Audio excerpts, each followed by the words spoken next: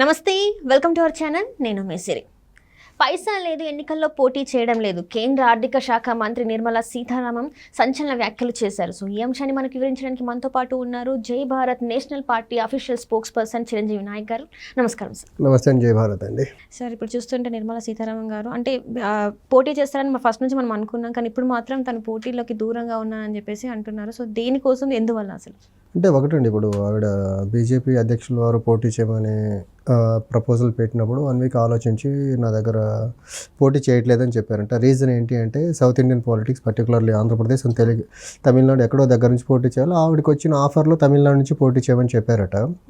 అందులో ఇంకా south Indian politics అంటే 2 అంశాలు అయితే చాలా బలంగా ప్రభావితం చేస్తాయి. ఒకటి money, second is cost. So ఈ రెండింటిని తట్టుకుని నేను ఎలక్షన్ చేయలేను, నా దగ్గర అంత డబ్బు లేదు, నేను చేయలేను అని చెప్పారట ఆవిడ. ఇక్కడ థింగ్ ఏంటంటే, ఒక కేంద్ర ఆర్థిక శాఖ మంత్రి స్థాయిలో ఉండే వ్యక్తి లోక్సభ ఎన్నికలకు పోటీ చేయాలని పార్టీ అభ్యర్థించినప్పుడు పోటీ చేయడానికి వెనకంజ వేశారంటే ఆ ఇండియన్ పాలిటిక్స్లో, పర్టికులర్లీ సౌత్ ఇండియన్ పాలిటిక్స్లో అసలు మనీ యొక్క ప్రభావం ఎంత బలంగా ఉందో దాన్ని బట్టి మనకు అర్థమవుతుంది. అది మనీ ఇంకా కాస్ట్ అనేది క్రూషియల్ రోల్స్ ప్లే చేస్తుంది అనుకోవచ్చు. ఆవిడే చెప్పారు కదా, సౌత్ ఇండియన్ పాలిటిక్స్లో పర్టికులర్ నాకు ఉన్న 2 స్టేట్స్ తమిళనాడు, ఆంధ్రప్రదేశ్, 2 దగ్గర డబ్బు, కులం బలంగా ఉంటేనే రాజకీయాల్లో డైరెక్ట్ పాలిటిక్స్లో మనం గెలవగలము, లేకపోతే గెలవలేము. నా దగ్గర అంత డబ్బు లేదు, నా దగ్గర ఉన్నది నా జీతము, నా సేవింగ్సే ఉన్నాయనే మాట చెప్పుకొచ్చారు ఆవిడ. అండ్ ఇంకో మాట ఏమన్నారంటే, కన్సాలిడేటెడ్ ఫండ్ ఆఫ్ ఇండియా మొత్తం నాది కాదు కదా అన్నారు. వాళ్ళ దగ్గర consolidated fund of India funds మొత్తం వాళ్ళ దగ్గర లేకపోవచ్చు, కానీ ఒక లోపభూయిష్టమైన, ఒక అవినీతి పూరితమైన ఏదైతే ఎలక్టరల్ బాండ్స్ అనే మెకానిజం ఉందో అది తీసుకొచ్చి భారతదేశంలో ఏ పార్టీకి రానంత డబ్బు వాళ్ళు తెచ్చుకున్నారు కదా, ఆ డబ్బుతో ఆవిడ పోటీ చేయొచ్చు కదా.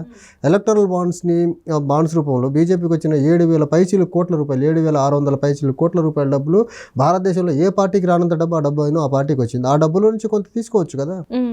అంటే ఆ పార్టీ వాళ్ళ అభ్యర్థిని అడిగినప్పుడు, అంటే నిర్మలా సీతారామన్ అడిగినప్పుడు వాళ్ళు ఆ ఫండింగ్ చేయొచ్చు కదా, ఎందుకు చేయలేకపోతున్నారు? ఇప్పుడు వాళ్ళు అడిగారంటే చేస్తామనే కదా, చేస్తామనే. కాకపోతే ఈవిడ నాకు ఎలాగో బీజేపీ మీద వ్యతిరేకత సౌత్ ఇండియాలో ఎంత బలంగా ఉంటుందో తెలిసిందే. తర్వాత పర్టికులర్లీ తమిళనాడులో వెళ్తే బీజేపీ మీద ఎలాంటి వ్యతిరేకత ఉంటుందో తెలిసిందే. పోటీ చేసి ఓడిపోవడం ఎందుకు, సేఫ్గా రాజ్యసభ ఉంది కదా అని ఆలోచించుకొని ఉంటారు. కానీ ఒక ఫైనాన్స్ మినిస్టర్ నోట్లో నుంచి నా దగ్గర డబ్బు లేదు, నేను పోటీ చెయ్యను అనే మాట వచ్చిందంటే అసలు భారతదేశంలో ఎన్నికల ప్రక్రియ డబ్బుతో ఎలా ముడిపడి ఉంది, ఎంత తీవ్ర మొత్తంలో డబ్బు యొక్క అవసరం ఉందో దాని తీవ్రతను తెలియజేస్తూ ఉంది. సో డబ్బు వాళ్ళ దగ్గర ఉందా లేదా, కన్సాలిడేటెడ్ ఫండ్ ఆఫ్ ఇండియా మొత్తం వాళ్ళ కింద ఉందా లేదా, లేకపోతే ఎలక్టోరల్ బాండ్స్లో వాళ్ళు బీజేపీ వాళ్ళు డబ్బులు దండుకున్నారా లేదా పక్కన పెడితే అసలు భారతదేశంలో ఎన్నికల ప్రక్రియ మొత్తం డబ్బుమయమైపోయింది అనేది దీనికంటే పెద్ద ఎగ్జాంపుల్ ఇంకోటి లేదు.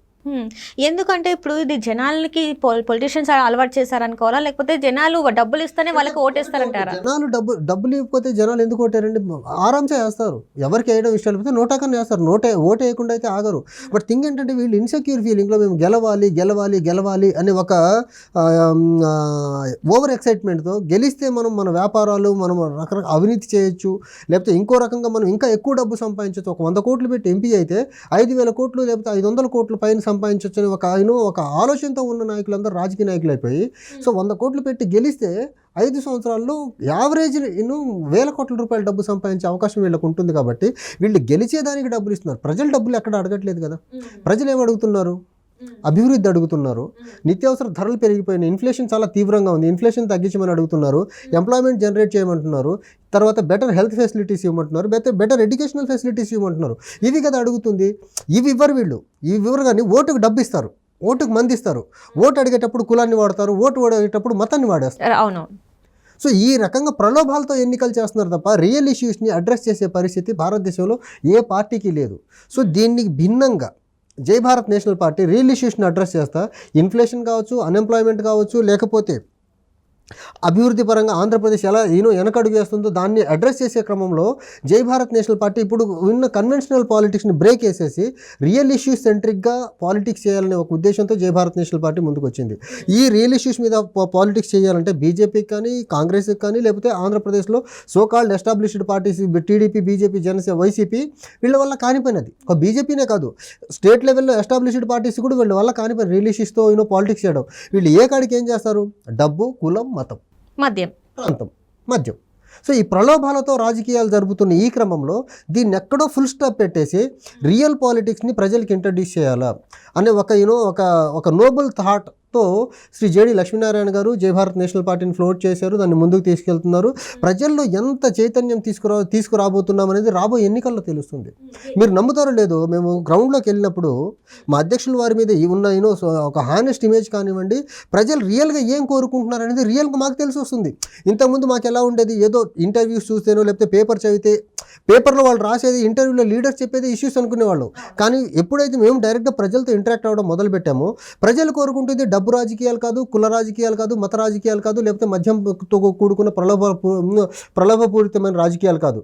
ప్రజలు కోరుకుంటుంది యాజ్ ఇట్ ఈజ్గా అభివృద్ధితో కూడుకున్న రాజకీయాలు, మంచి విద్య మంచి వైద్యంను అందించే రాజకీయాలు కావాలి, లేకపోతే వ్యవసాయానికి మంచి చేయూతనిచ్చే రాజకీయాలు కావాలని కోరుకుంటున్నారు ప్రజలు.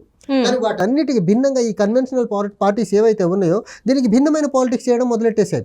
అందుకనే నిర్మలా సీతారామన్ గారు ఏదైతే స్టేట్మెంట్ ఇచ్చారో డబ్బు లేదు నేను పోటీ చేయనని అన్నారో, అదే ఎలక్టోరల్ బాండ్స్ విషయంలో బీజేపీని ఖచ్చితంగా ఎలక్టోరల్ బాండ్స్ మొత్తం దాని గురించి ఒక కంక్లూజన్ వచ్చే వరకు ఎలక్షన్ పోస్ట్ పోన్ చేసే అవసరం అయితే ప్రెసిడెంట్ రూల్ ఇండియాలో ఇంపోజ్ చేసైనా సరే ఈ ఎలక్టోరల్ బాండ్స్ రూపంలో బీజేపీకి ఎంత డబ్బు ఎక్కడి నుంచి ఎవరిచ్చారు, ఆ డబ్బు మొత్తం కోర్టు చెప్పింది కదా ఎవరెవరికి ఎక్కడి నుంచి వచ్చిందో, డబ్బు మొత్తం వెనక్కి రావాలి. ఆ డబ్బు మొత్తం ఎవరెవరైతే ఇప్పుడు వీళ్ళు ఇన్ఫ్లుయెన్స్ చేసేదానికి ఆ డబ్బుని విపరీతంగా వాడుకుంటున్నారు కదా, ఆ డబ్బుని ఎవరెవరైతే ఇచ్చారో వాళ్ళకి వెనకన్నా ఇవ్వాలి, లేకపోతే return consolidated fund of India కన్నా పంపించాలి, లేకపోతే ఈసీ కన్నా పంపించి ఎలక్టోరల్ రిఫార్మ్స్ దేశంలో తీసుకొచ్చేదానికి ఆ ఎలక్టోరల్ బాండ్స్ రూపంలో ఏ పార్టీకి ఎంత డబ్బు ఉన్నారో రానివ్వండి, ఆ డబ్బు మొత్తాన్ని ఒక మంచి పని కోసం వాడాలి దేశంలో. అది ఎలక్టోరల్ రిఫార్మ్స్ కోసం వాడతారా, లేకపోతే భారతదేశంలో అప్పు పెరిగిపోయిందని ఒక మాట అంటున్నారు కాబట్టి ఈ ఎలక్టోరల్ బాండ్స్ రూపంలో వచ్చిన డబ్బు కన్సాలిడేటెడ్ ఫండ్ ఆఫ్ ఇండియాలో వేసి భారతదేశం యొక్క అప్పులు వడ్డీలు కడతారా, అది వేరే.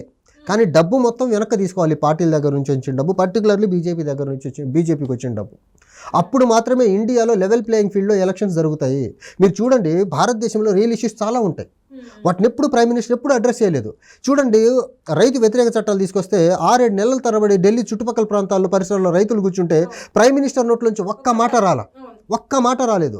అలానే మణిపూర్లో మత కల్లోలాలు కులాంతర తగాదాలు జరిగి అక్కడ గొడవలు జరిగి 2 తెగలు కొట్టుకొని మహిళలను నగ్నంగా రోడ్డు మీద ఊరేగిస్తూ ఉంటే ప్రైమ్ మినిస్టర్ నోట్లోంచి ఒక్క మాట రాలా, హోమ్ మినిస్టర్ నోట్లోంచి ఒక్క మాట రాలా. నిన్న వైజాగ్ ఎయిర్పోర్ట్లో 25,000 కేజీలు డ్రగ్స్ పట్టుబడితే ప్రైమ్ మినిస్టర్ నోట్లోంచి మాట రాదు, లేకపోతే హోమ్ మినిస్టర్ నోట్లోంచి ఒక్క మాట రాదు. దేశంలో ఇన్ని అరాచకాలు జరుగుతుంటే మాట్లాడని ఈ వ్యక్తులు అసలు ప్రధానమంత్రిగా, హోంమంత్రులుగా, లేకపోతే భారతీయ జనతా పార్టీని దేశాన్ని పరిపాలించే హక్కు అసలు ఉందా? ఎందుకు మాట్లాడట్లే అంటారంటే వీళ్ళకి ఓన్లీ డబ్బు సంపాదించడమే. ఇప్పుడు ఆ డ్రగ్స్ రూపంలో వచ్చిన డబ్బుకి బీజేపీకి ఏదో లింక్ ఉంది, లేకపోతే బీజేపీ ఎప్పుడో మాట్లాడుండాల్సింది. మణిపూర్ అనేది ఒక చిన్న రాష్ట్రం అయిపోయింది, చిన్న తెగలైపోయింది, వాటి వల్ల పెద్ద ప్రభావం లేదు వీళ్ళకి. అందుకనే మణిపూర్లో జరుగుతున్న కులాంతర వివాహాలన్నీ వాటిని అడ్డుకట్ట వేసేదానికి ప్రైమ్ మినిస్టర్ నోట్ల నుంచి ఒక్క మాట రాదు. అసలు ఈ ప్రైమ్ మినిస్టర్కి సెన్సిటివిటీ అనేది అసలు లేదండి. అదే ప్రైమ్ మినిస్టర్ మణిపూర్ విషయం మాట్లాడరు. ఇండియన్ వరల్డ్ కప్ టీం ఫైనల్లో ఓడిపోయేసరికి డ్రెస్సింగ్ రూమ్లో ఇన్ ప్రెజెన్స్ ఆఫ్ కెమెరా వెళ్ళి వాళ్ళని కన్సోల్ చేస్తారు, వాళ్ళని ధైర్యం చేసి. అరే, క్రికెట్ టీం కోసం ఇచ్చే వేల కోట్ల రూపాయలతో జరిగే ఆ క్రికెట్ టోర్నమెంట్, క్రికెట్ గేమ్కి ఇచ్చే ప్రయారిటీ మణిపూర్లో జరిగిన ఒక అల్లర్లు ఆపేదానికి మీరు ఎందుకు ఇవ్వరు? మీరు దేశానికి ప్రధానమంత్రిగా ఉన్నారా, లేకపోతే క్రికెట్ బ్రాండ్ అంబాసిడర్గా ఉన్నారా? మీరు అసలు దేశానికి ఎలాంటి ప్రధానమంత్రి ఉన్నాడు? ఒక పక్క రైతుల్ని పట్టించుకోరు, ఒక పక్క నార్త్ ఈస్ట్లో జరుగుతున్న అల్లర్లను పట్టించుకోరు. మీరు రైతులు రోడ్డు మీద వచ్చి కూర్చుంటే పట్టించుకోరు. ఆంధ్రప్రదేశ్ అభివృద్ధికి సహకరించారు మీరు. Andhra Pradesh airport Vizag airport drug వస్తే డ్రగ్స్ గురించి మాట్లాడరు. ఆ డ్రగ్ ఎక్కడి నుంచి వచ్చిందని ఒక చిన్న ట్వీట్ కానీ, చిన్న ప్రెస్ మీట్ కానీ వాళ్ళ మీద చర్యలు తీసుకోండి అనే మాట చెప్పని ప్రధానమంత్రి దేశానికి అవసరం అసలు మనకు? ఎన్ని రోజులైనా కూడా ఎందుకు అసలు మాట్లాడట్లేదు ఈ అంశం మీద? ఖచ్చితంగా బీజేపీకి ఇండైరెక్ట్గా ఆ డ్రగ్స్తో ఏదో సంబంధం ఉంది, లేకపోతే బీజేపీకి సంబంధించిన వ్యక్తులు ఆ డ్రగ్ వ్యాపారంలో నిమగ్నమై ఉంటారు. అందుకనే ప్రైమ్ మినిస్టర్ మాట్లాడి ఉండకపోవచ్చు అనేది చాలా బలమైన డౌట్కి దారితీస్తూ ఉంది. సో ఇష్యూ ఇండియాలో ఒకటి, రియల్ ఇష్యూస్ మీద ఎలక్షన్స్ జరగాల. నిర్మలా సీతారామన్ గారు ఇంత ఇర్రెస్పాన్సిబుల్ స్టేట్మెంట్ ఇచ్చారంటే ఎలక్టరల్ బాండ్స్ విషయంలో అన్ని పార్టీలకు డబ్బులు వచ్చినాయి, వాళ్ళందరూ ఎన్కాష్ చేసుకున్నారంటే అన్ని పార్టీలకు డబ్బులు వచ్చినాయమ్మా. కానీ మీ పార్టీకి వచ్చిన డబ్బులు ఎంత, మిగిలిన పార్టీలకు వచ్చిన డబ్బులు ఎంత? మీకు వచ్చిన డబ్బులు వెనక్కి ఇచ్చేయండి, మిగిలిన పార్టీలకు వచ్చిన డబ్బులు వెనక్కి తీసుకొచ్చి ఆ లెవెల్ ప్లేయింగ్ ఫీల్డ్ ఎలక్షన్లో వచ్చేంత వరకు ఎలక్షన్ ఆపి ప్రెసిడెంట్ రూల్ ఇంపోజ్ చేయండి. మీరేమో వేల కోట్ల రూపాయలతో ఎలక్షన్ చేస్తే మిగిలిన పార్టీలు, లేకపోతే ఇండిపెండెంట్గా పోటీ చేసేవాళ్ళు చిన్న పార్టీల పరిస్థితి ఏంటి? అసలు మీ ధనధాటిని ఎవరు తట్టుకోగలడు అసలు దేశంలో? ప్రలోభాలతో ఎన్నికలు చేస్తున్నారు. మీరు రియలైజేషన్ ఎక్కడ? అసలు పొరపాటును కూడా రియలైజేషన్ మీద మాట్లాడరు. 2 కోట్ల ఉద్యోగాలు ఇస్తున్నాడు ప్రైమ్ మినిస్టర్ నరేంద్ర మోడీ 2014 ఎన్నికల ర్యాలీలో. ఎక్కడన్నా ఇచ్చారు? ఆయన ఉన్న ఉద్యోగాలు ఊడిపీకేస్తున్నారు. సో ఇదంతా మరి మోదీ వైఫల్యం అంటారా? 100% కదా. డిమానిటైజేషన్ చేశారు. 2 monthsలో నాకు ప్రాపర్ రిజల్ట్ రాకపోతే నన్ను ఏ చౌరాస్తాలో ఊరేస్తారో ఏంటి అన్నారు. డిమానిటైజేషన్ వల్ల కరప్షన్ తగ్గిద్ది అన్నారు. తగ్గిందా కరప్షన్ ఇండియాలో? కరప్షన్ తగ్గకపోగా ఎలక్టరల్ బాండ్ రూపంలో కరప్షన్ ఇంకా పెంచేశారు మీరు. ఆర్గనైజ్డ్ కరప్షన్ చేస్తున్నారు మీరు. అంటే ఈసారి మరి ఎలా అంటారు? ఈసారి ఈ ఎన్నికల్లో మరి గెలుస్తారంటారా? నాకు నిన్ననే మా ఫ్రెండ్స్ ఢిల్లీ నుంచి ఫోన్ చేసి మాట్లాడారండి. ఉత్తర భారతదేశంలో ఎలక్టరల్ బాండ్స్ అనేది పెద్ద స్కామ్ అనే పెద్ద చర్చ జరుగుతూ ఉంది. ఈ చర్చ ఖచ్చితంగా బీజేపీకి వ్యతిరేకంగానే జరుగుతుంది. ఈ ఎలక్టరల్ బాండ్స్ విషయంలో జరిగిన ఏదైతే అవినీతి ఉందో అది బీజేపీకి పెద్ద శరాఘాతంగా మారబోతుంది. లోకల్ మీడియా కవర్ చేయట్లేదు ఎలక్టరల్ బాండ్స్ గురించి, కానీ నేషనల్ మీడియా పర్టికులర్లీ ఒక వైబ్రెంట్ సొసైటీని కోరుకునే free and fair manner election జరగాలని కోరుకునే మీడియా చాలా బలంగా కోరుకుంటుంది. ఎలక్టరల్ బాండ్స్ మీద పెద్ద మొత్తంలో చర్చ జరుగుతూ ఉంది, జరుపుతున్నారు. సో ఈ ప్రభావం రాబోయే ఎన్నికల్లో బీజేపీకి యాడ్వర్స్గా ఖచ్చితంగా పడబోతుంది. Right sir, right. Thank you so much sir. Thank you.